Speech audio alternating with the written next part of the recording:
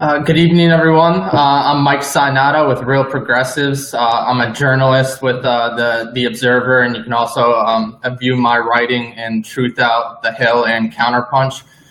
Tonight, I have the founder of Draft Bernie, Nick Braña, with us. Nick, thanks for coming on today. So can you start off by giving us just a latest update on what's been going on with Draft Bernie? What have you been working on with the organization? Totally. So the past week has been really exciting with Draft Bernie. As I'm sure you heard, Dr. Cornel West endorsed us, and he's joined the movement.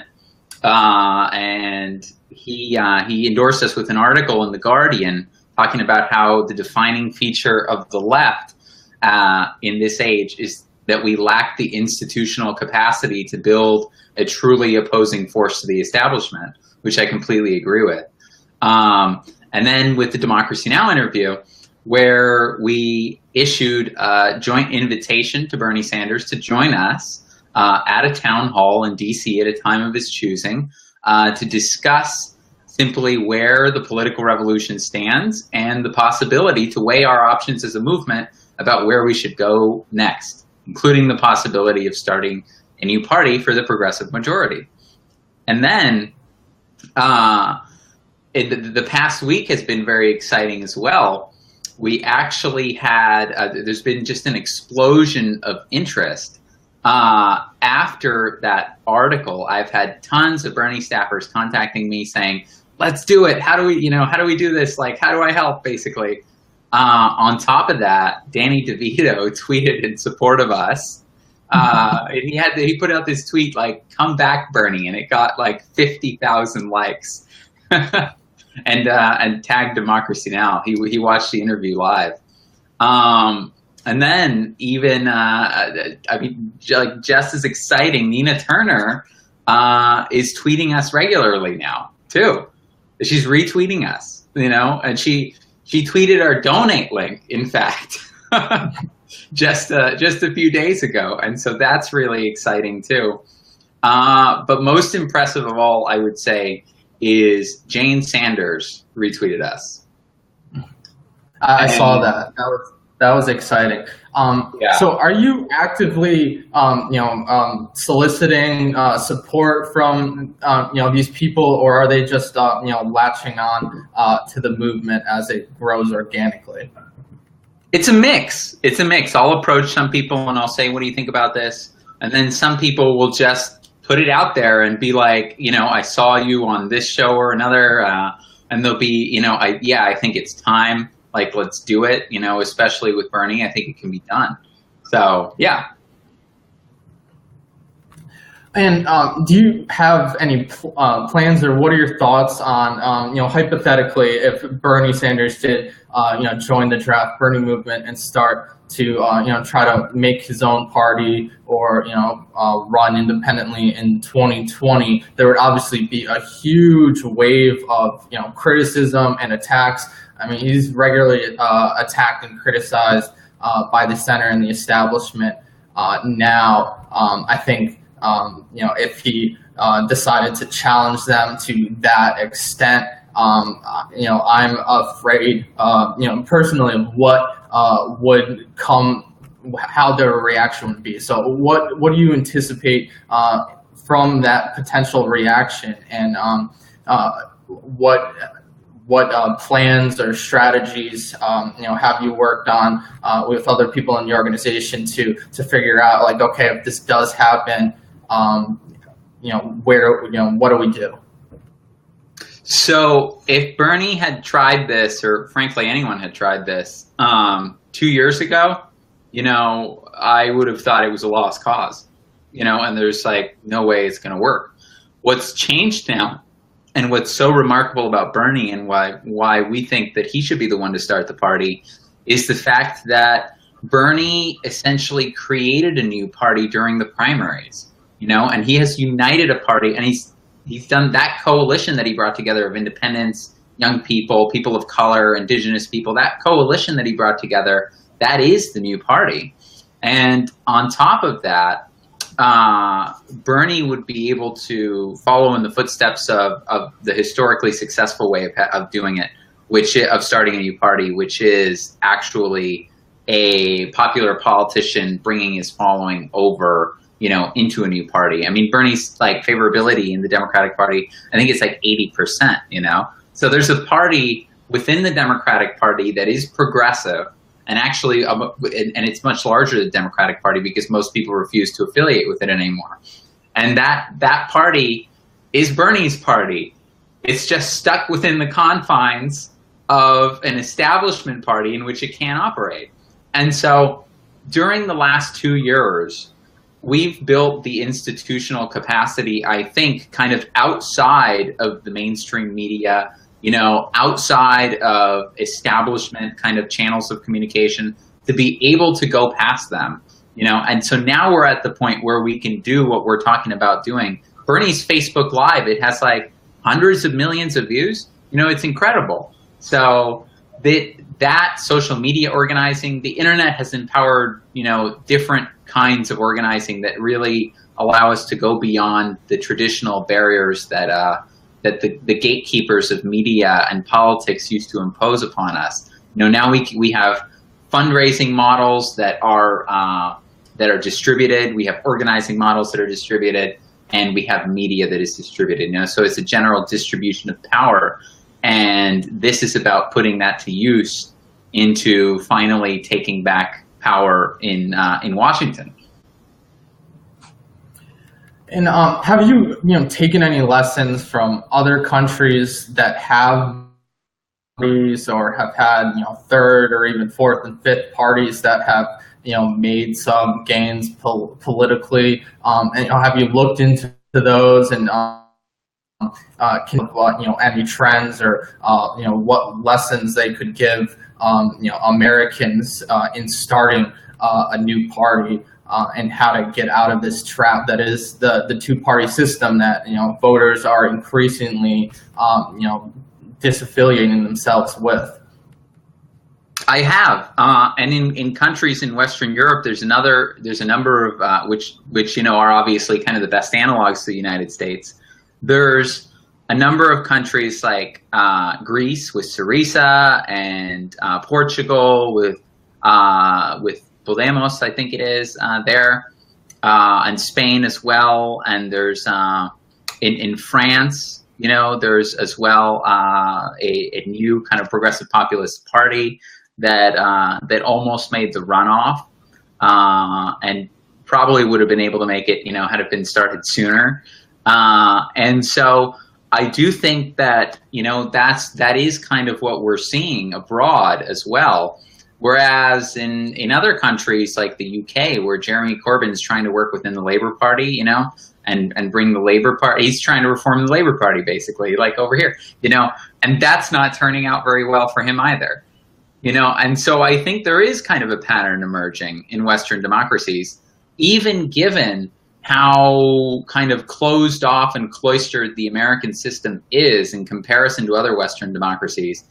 Here we do things that, as Seth Ackerman pointed out in Jacobin, that aren't done in other countries outside of third world dictatorships, in order to suppress third parties. Things like having different ballot access requirements between, major parties and new parties and that kind of thing.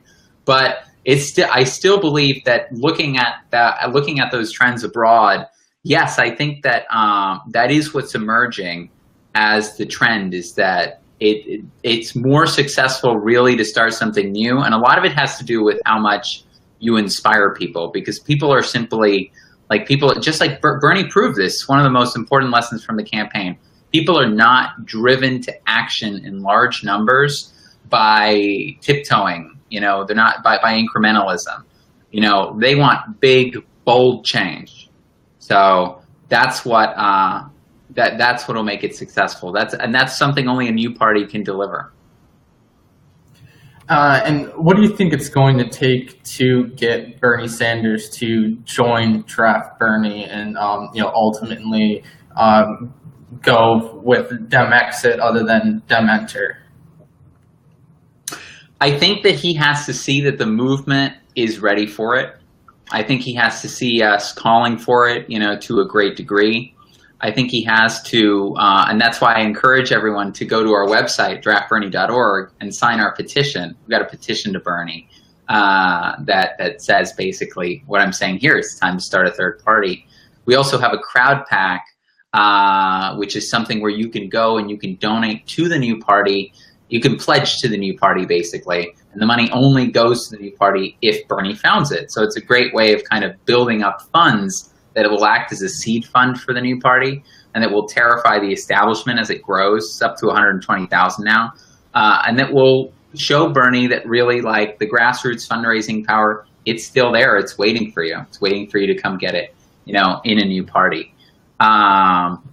So, yeah, I think that's what it'll take. I think it'll take the movement essentially saying that we're ready to do this. Bernie there's a lot of people who kind of, I find it pretty funny that a lot of people are so skeptical that Bernie would do such a thing, because that he would start a new party.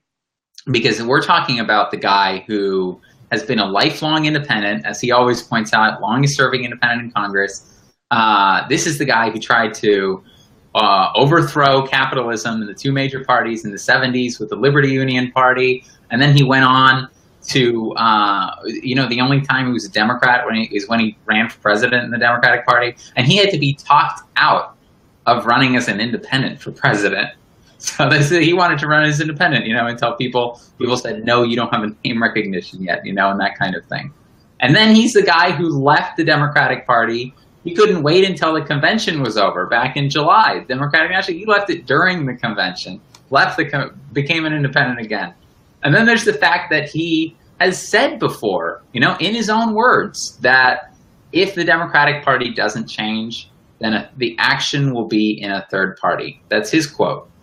So, and Jane has said the same thing, and so, like, that, it's all out there. It's just a question of seeing that information, and being aware of it. I know it's on the table, and and given the state of reforming the Democratic Party, I think we have a very, very good shot. And can you talk a little bit about what Draft Bernie's plans are, for the short term, going through the rest of 2017, resources? How are you, trying to get people involved, and how can people get involved, and what will ultimately help boost this movement, the best?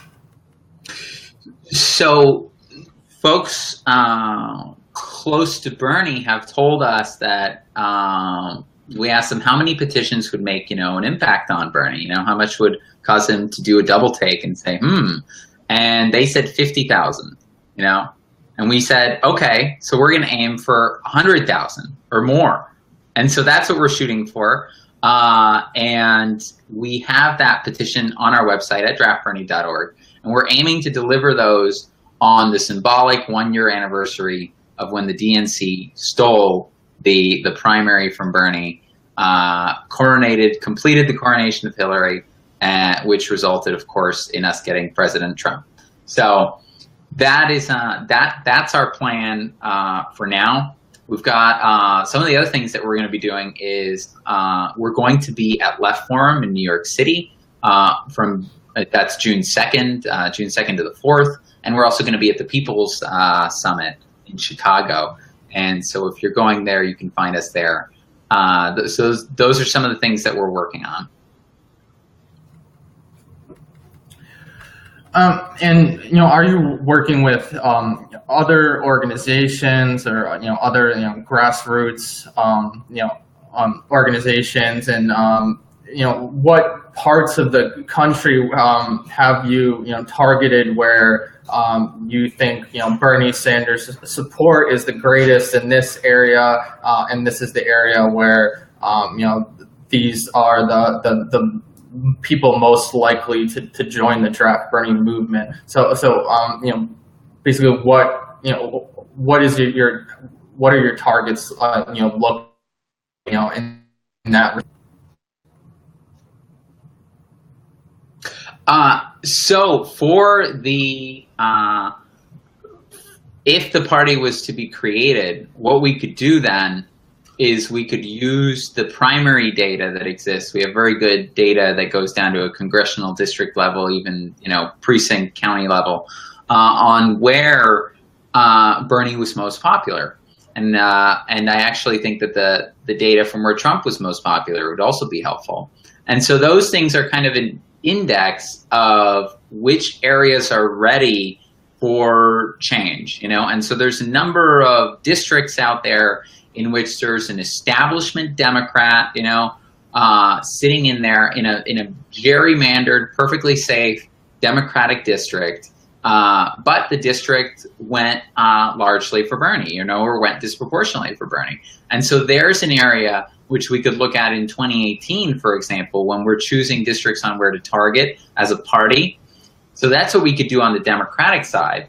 On the Republican side, we could look at districts where the Democrats, the Democrats do a pretty terrible job of challenging Republicans in districts that they consider like barely out of reach. You've seen them, and I've seen you've reported on the way that they've abandoned progressive challengers, basically, recently refusing to fund them and making their prophecy self-fulfilling that progressives can't win. And so what we could do on the Republican side in 2018 is we could pick districts where the Democrats are, moderately, somewhat out of range consistently. They don't run candidates. They don't bother, because they don't even try.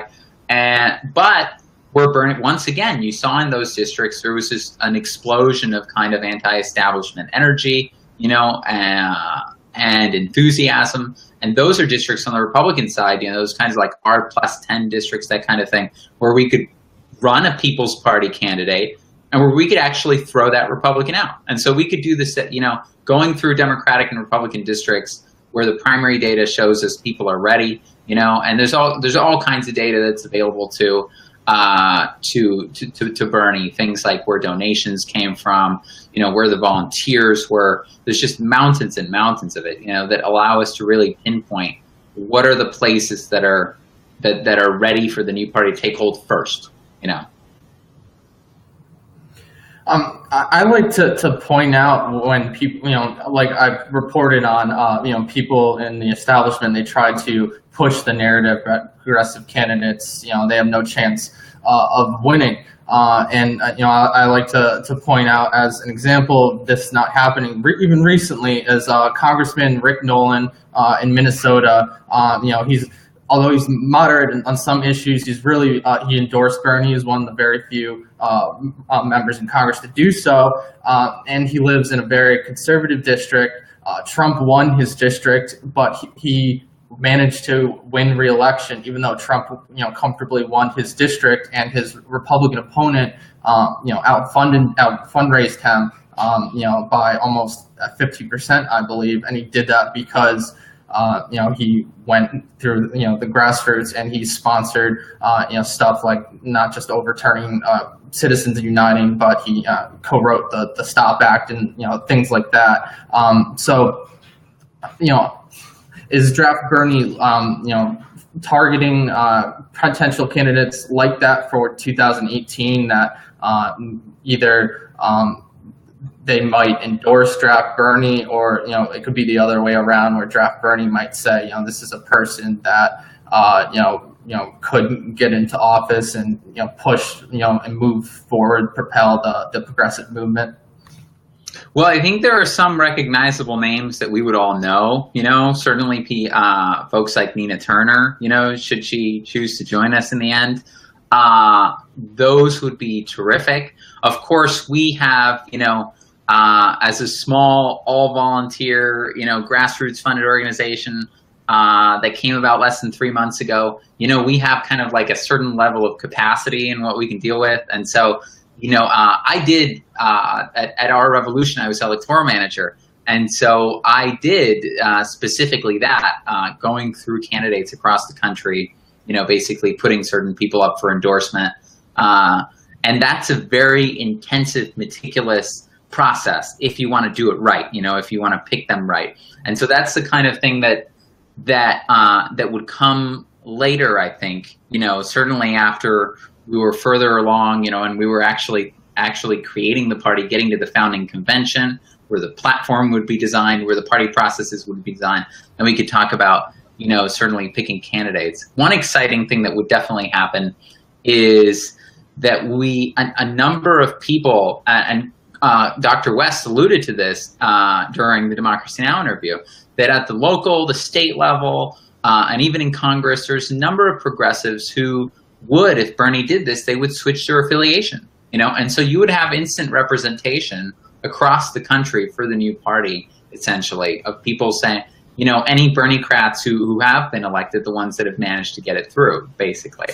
So that would be another exciting aspect of this. And then, of course, in 2020, building off of what I said for 2018, we could, at that point, we could challenge across the board, from the local all the way up, local, municipal, all the way up to the congressional level, presidential level.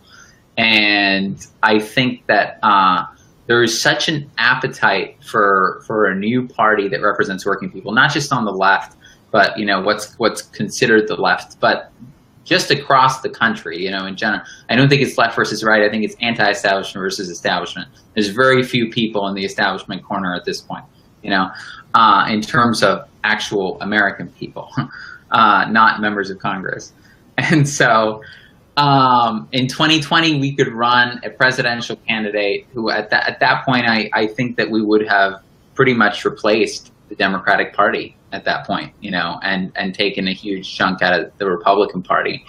And we could run a presidential candidate with the new party, which I believe would win. The polls about the issues certainly show that people are with us. The majority of people want to start a third party. So if those polls mean anything, certainly means that we would probably take that. We would win the presidency in 2020 with a candidate that actually speaks for people and is an authentic anti-establishment candidate, not a Donald Trump. So that victory at the presidential level would sweep in candidates across the ballot, would have that down ballot effect. You'd throw out members of Congress, throw out state legislators, you'd throw out city councilors, school board members, that kind of thing. And that would be the political revolution. That would be the big transition. That's how it happened during a presidential year when Lincoln's Republicans replaced the Whigs. It happened, during a presidential year because that down ballot effect is really what lets you kick them out just like that, in one big go. And every couple weeks there's a new poll that just reaffirms that Bernie Sanders is the most popular politician in the country. Many polls by a huge margin. Have you looked into getting draft Bernie polled and the support for that? Because I can only imagine that if an article said that if Bernie started a new party, this is where his polls would be, and how popular that would be, and what statement that would say if an actual poll demonstrated that support was there and just confirmed it. So have you looked into getting some sort of polling firm to do that? Not yet, although that I would love to have that data. It'd be fascinating. What we have to work on are polls that you're alluding to. For example, polls that show how popular Bernie is, polls that show that Bernie has 80% favorability within the Democratic Party. Polls that recently demolished this Harvard poll, recently demolishing the myth that, of the Bernie bro, and saying that, no, actually Bernie does better with people of color and with women. And then, of course, we have polls that show how insanely unpopular the Democratic Party is, with only 28% of people thinking that they're in touch, being less popular than the Republican Party and Trump. That's an achievement, that's an incredible achievement. More out of touch than Trump and the Republican Party as well, in terms of, as well as less popular. And then, of course, you've got polls that show that the majority, or that the plurality of Americans are independents, that independents really vastly outnumber Democrats or Republicans. And so it's about 44% of Americans who are independents, and it's about only 28% who are Democrats. So that's a humongous chunk. If Bernie were to leave, for example, you imagine if he just took half the Democratic Party, which I think is a very conservative estimate, half the Democratic Party, but if he took that, and then he took that 14%, and then he took half of the independents, then another 21%, that's already the biggest party in the United States, right there. That's already, and that's aiming pretty low in my view, really, for what would happen. And then you've got the poll that says that 57% of people want a major new party. So we're in the majority. Those of us who want a major new party are in the majority. It's only about 37% who don't. It's deceptive just looking at kind of the votes year after year and seeing, the Republican does this well, the Democrat does this well, and they basically capture all of the vote. Well, that's because people only feel like they have them as options. Most people who are voting for them say that they don't want to be voting for them. They say they want to be voting for a new party that they feel actually represents them. So that's what we're trying to do.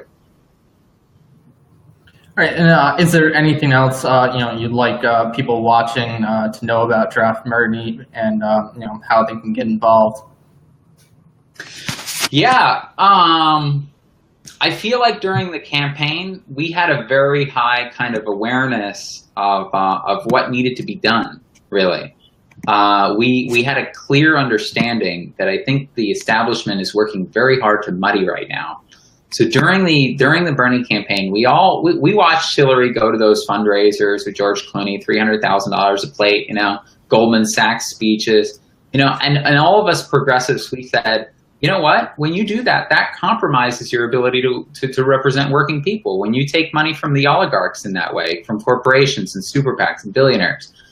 But now there's this relentless pressure on the movement, essentially, to get us to forget that. And to get us to think, maybe it's okay, maybe it's okay if you do that. Maybe there's the good guy billionaires and the bad, and then there's the bad guy billionaires, and we can work with the good man, and we can't bring a spoon to a knife fight, and all these other stupid, comparisons.